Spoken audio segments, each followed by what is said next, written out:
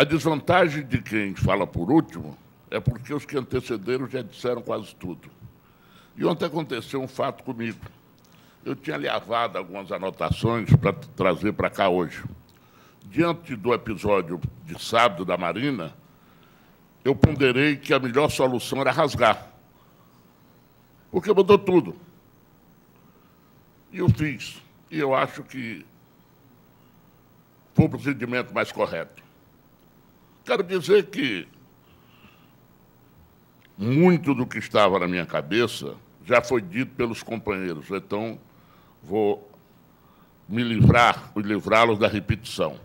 Mas eu quero começar dizendo que nós estamos preocupados apenas com a eleição. Mas nós temos, meu caro Paulo Delgado, que tem uma preocupação adicional com o Brasil, que é pós-eleição. Pelo motivo muito simples. O PT, em 2002, não estava preparado para assumir o poder. Tanto não é que, de maneira desesperada, foi buscar um tucano, um neo-tucano, Henrique Meirelles, para ser o comandante da economia. E foi uma atitude, uma medida inteligente. Mas o mais grave é que o PT não está preparado para, em 2014, deixar o poder. Porque avançou na máquina do Estado, avançou nas estruturas administrativas, é senhor absoluto dos fundos de pensão, comanda as ONGs no Brasil, algumas estatais com ramificações externas, que são verdadeiras máquinas arrecadatórias, e que não é fácil, Paulo Delgado, se abrir mão disso. Eu vou dar apenas aqui uma miniatura do que acontece. Vereador Sérgio Cabral sempre gostou de Paris, sempre botou lenço na cabeça, sempre fez as capiroçadas dos 8 anos de governo. E aquilo era visto com graça, com carioquismo mesmo. Foi só o seu partido não concordar e apoiar uma candidatura do PT, que é do senhor Lindbergh Faria, o mundo veio abaixo, e esse rapaz, embora tenha feito, talvez que a melhor administração que o Rio de Janeiro tem nos últimos anos, está pagando o pão que o diabo amassou. São Paulo nós temos sinais disso, e por aí afora. Então, essa é uma questão que nós precisamos levar em consideração, que é o dia seguinte. Tudo que foi dito aqui vem reforçar que nós precisamos mais do que nunca de uma reforma política. A reforma política não ter sido feita, Paulo Delgado, é responsável por isso tudo. Nós fomos constituintes, primeiro, e não conseguimos essa reforma política. O Rigoto mostrou aqui um fato interessante, um dado interessante. Tem um partido com 25 parlamentares, só que, em 2010, elegeu 65. E esses parlamentares foram migrando por interesse, às vezes não confessados. Se você examinar, você tem parlamentar que, nesta legislatura, trocou de partido 3 vezes. Absurdo. E era muito simples. Tentei, estimulei que se fizesse uma correção, dizendo que o mandato pertence ao partido, e nem a que eu exerço. Acabava com 90% dessa malandragem. Vou contar aqui um fato que testemunhei agora. Vou omitir os nomes, porque são amigos, e ninguém sabe o dia de amanhã. Um companheiro meu, do partido, do meu ex-partido, do Democrata, presidente do Democrata, foi convidado para trocar de partido. E a situação dele, quero crer, embora não exercesse esse mandato, ele é um suplente, tenha sido parecida com a minha. De repente, foi chamado por um dos partidos.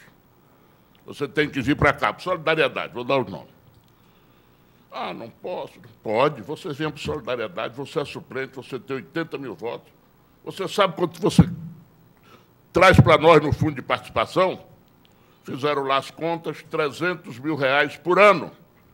Eu nem sabia, Gutenberg, que suplente também de deputado federal levava no somatório. Aí o cara disse, olha, mas e aí? Disse, não, com esses 300 mil, o Diretório Nacional fica com 150 e o restante vai lá para você. Ele fez umas contas rápidas e disse, não, mas no partido que eu estou, eu recebo 20, nós chegamos até lá. E ele foi. Quantos casos iguais a esse, Rigoto, não aconteceram pelo Brasil afora? É um absurdo.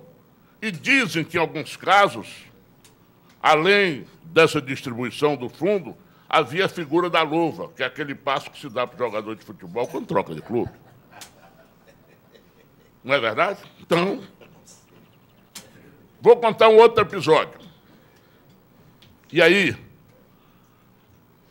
por razão ao que aconteceu com a Marina.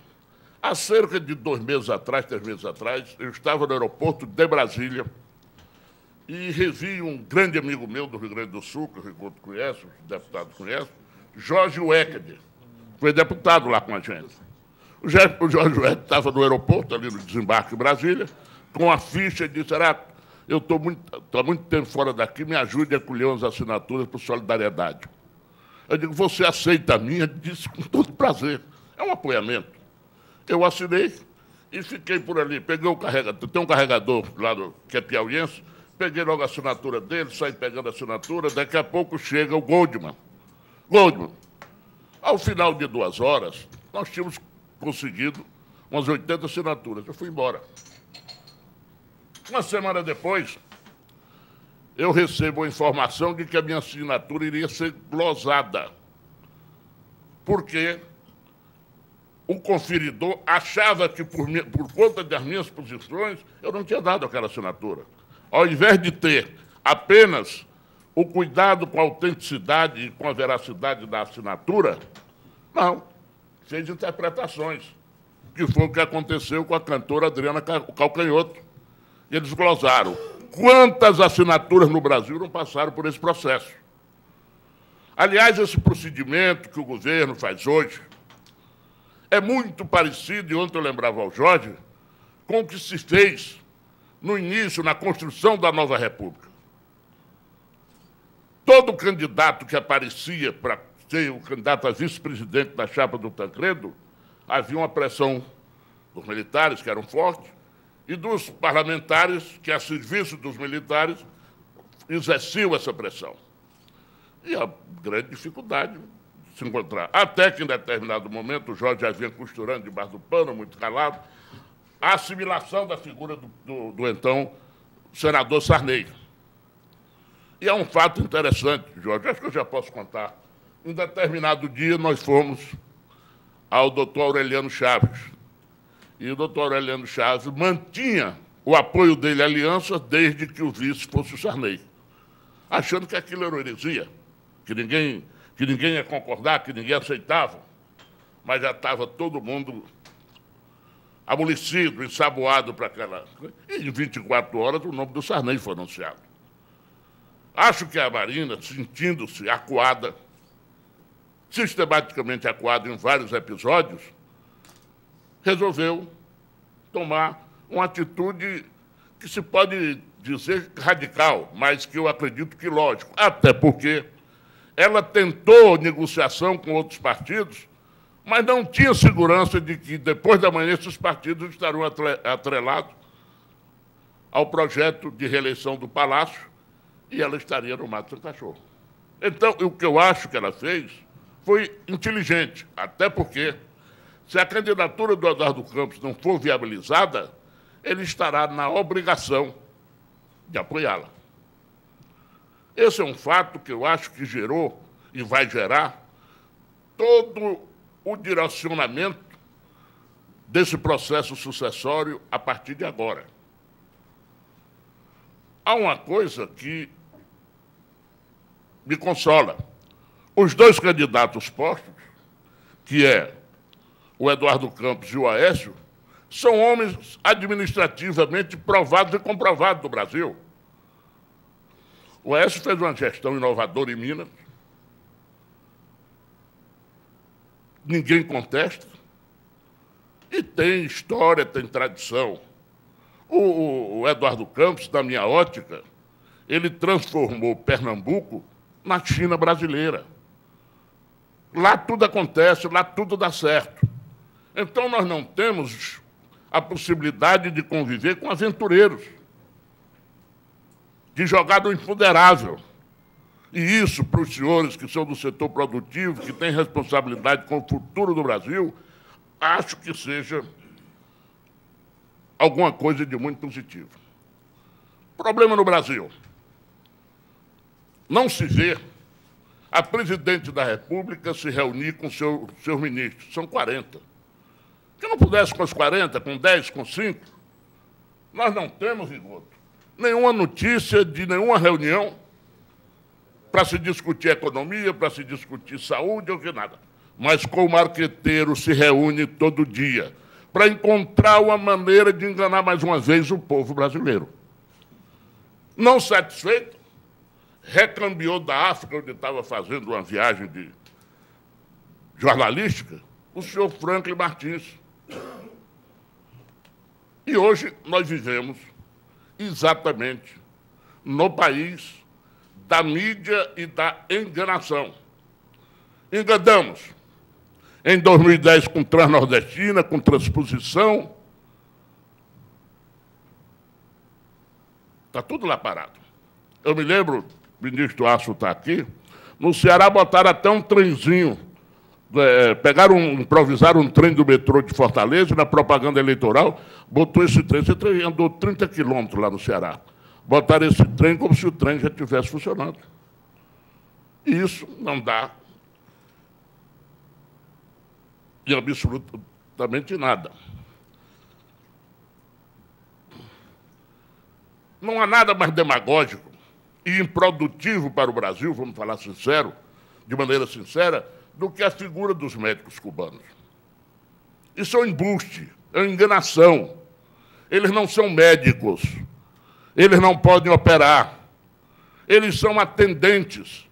O problema do Nordeste, eu acredito que em outras regiões, meu caro Vilmar, é de resolutividade no local, é do esfaqueado, é do cidadão que tem uma crise de apendicite, seja lá o que for. O que é que o médico cubano faz? Manda para a capital. Manda para a capital. E nós vamos pagar essa fortuna que estamos pagando, e eles vão receber pouco, em nome de um projeto que não passa de demagogia eleitoral. Por quê? Deu certo na Venezuela. Mas a gente tem que lembrar que a Venezuela não tem médicos. Tanto não tem médico que, por uma simples gripe, a classe média vai para Miami. E a maior simbologia disso é o próprio presidente da República, que, quando adoeceu, foi para Cuba. O Brasil tem medicina por excelência. Tem alguns ramos que nós somos ponta. Mas, em nome da irresponsabilidade, se faz tudo. Essa semana tem uma coisa muito engraçada, uma revista de hoje, de ontem, publica, que a presidente Dilma recebeu no Palácio da Alvorada o Ratinho, para fazer um programa que deve sair.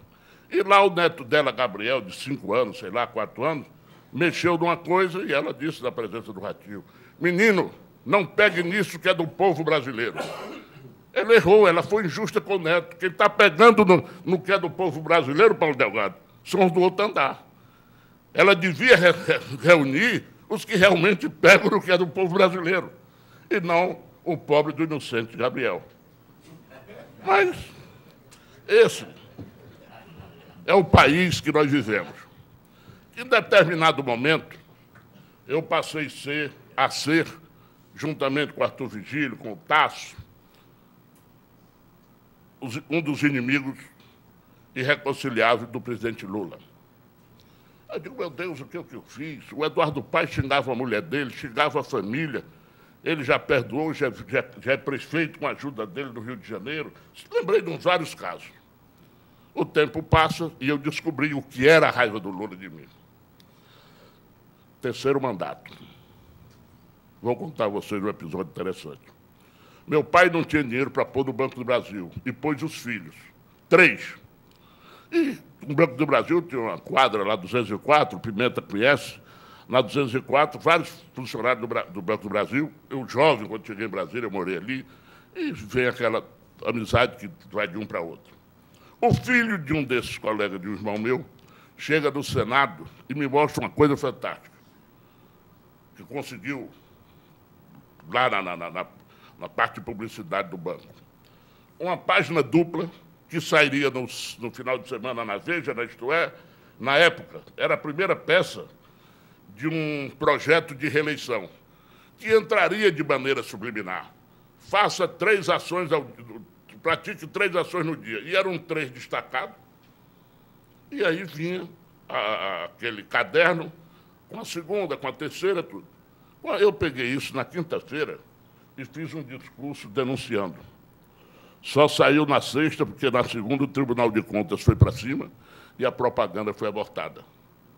Daí porque eu, na próxima reunião que eu vier, eu vou trazer essas coisas, vale a pena ver isso. A origem toda é essa. Eu estou mostrando, eu estou contando isso para mostrar que o governo não tem métodos para massacrar adversários ou quem contraria os seus interesses. Esta campanha, isso serve para o Aécio, isso serve para o Eduardo, vai ser assim. Vai ser pancada para todo lado. Eu tenho a impressão que até o Paulo Delgado, por às vezes ser sincero demais, tem levado as caneladas dele. Não tenha dúvida. Existem coisas que tiram o sono dos marqueteiros e da base do governo. Essa bisbilhotagem americana. Quem não sabia que os Estados Unidos nos bisbilhotavam há não sei quanto tempo? Como quem não sabia também que o governo brasileiro tem mecanismo, através dos tais guardiões, e bisbilhota a vida de nós políticos. Ninguém confia mais no telefone. Eu, um ano atrás, estava no aeroporto de Brasília, uma garotinha pequenininha, vestida com a roupa de Barbie, com o telefone de Barbie e uma malinha de Barbie, falando com uma colega dela, disse: cuidado com o que você está falando, porque nós estamos sendo escutadas. Então é isso. É isso que a gente... Esse é o país que a gente vive. Mas o que atormenta esse pessoal foi o que conversaram e o que fizeram na famosa transação da refinaria de Passadina, vendida por 1 bilhão e 400 milhões, comprada por 1 bilhão e 400 milhões, e que hoje não vale 150 milhões no mercado. E eles sabem que isso está no ar e que algum dia sai. Então, esse é o cenário que nos aguarda. O Rigoto, já estou terminando, o Rigoto falou aqui sobre a situação do Eduardo Campos no Ceará. Eu quero lhe dizer com toda tranquilidade que piorar não piorou, melhorou. A posição dele no Ceará era a seguinte: o lado do governador, o lado do Aécio, que é o PSDB, que lá é muito forte, e o Eduardo Marina ensanduichado sem ter para onde andar. Agora, com isso, todos os inimigos, e o ministro César vai de convir comigo, que não são poucos, todos os inimigos dos irmãos Gomes terão, como gesto de vingança, votar no Eduardo e na Marina. Então, quem sai do zero vai para alguma coisa. E aqui para nós se livrou de um fardo, porque não consegue dormir. As assombrações que os dois faziam ano a ano, entendeu? Então, é uma questão que... lembrar vocês mais um fato aqui grave. Doutor Pimenta da Veiga, para onde o Aécio viaja, legitimamente como senador, no dia seguinte, uma delegação de ministros ou de pessoas do governo chegam lá, muitas vezes prometendo que não vão cumprir. Olha o que tem prometido de barragem, o que tem prometido de estrada, o que tem prometido de ambulância, o que tem... Chegam lá 2 dias depois, e não se toma providência nenhuma. Nenhuma. O Ministério Público pelo menos no Nordeste, está assistindo a isso tudo de maneira muito pacífica. Eu vou encerrar, Jorge, até para poder dar tempo desse debate, colaborar com o debate. Agora, finalizo dizendo que eu tenho muita esperança de que este ciclo tenha se esgotado, esse ciclo tenha chegado ao fim. Porque nós não podemos mais. Eu, que fui presidente da Comissão de Infraestrutura do Senado, e assisti lá atrás o capital estrangeiro querendo se instalar aqui, pedindo apenas a garantia da votação dos marcos regulatórios. Num período em que, por exemplo, a Espanha estava lotada de dinheiro querendo investir, queria investir aqui em ferrovia, queria investir em rodovia. Eu me lembro que tinha uns projetos de metrô para Brasília, para o Rio, e nada aconteceu por falta de segurança jurídica. Por falta de segurança. E nada se fez nesse período. De forma que a minha esperança é que, seja Marina, Eduardo, seja o Aécio, nós tenhamos finalmente a possibilidade de ver o Brasil crescer com segurança um pouco mais do que os nossos vizinhos. E vou terminar dando um depoimento. Eu era presidente da Comissão de Relações Exteriores e fui ao Reino Unido. Na época, o presidente da Federação das Indústrias do Reino Unido era um cidadão que tinha morado no Brasil, foi aqui diretor da Tabaco, da Souza Cruz. E ele, naquela época, entregou um documento, denso documento, à classe empresarial da Inglaterra, aconselhando a quem quisesse ouvi-lo de que investisse dentro do quadro dos BRICS, desse preferência a investir no Brasil. E, detalhadamente, ele expunha as suas razões. Esse mesmo cidadão, há 2 ou 3 meses atrás, escreveu um artigo para um jornal inglês pedindo que esquecesse o que ele tinha dito. E que foi o que gerou aquela guinada que o Cristo deu. Decolou e depois caiu. Nós temos que evitar o Brasil desses vexames. Muito obrigado.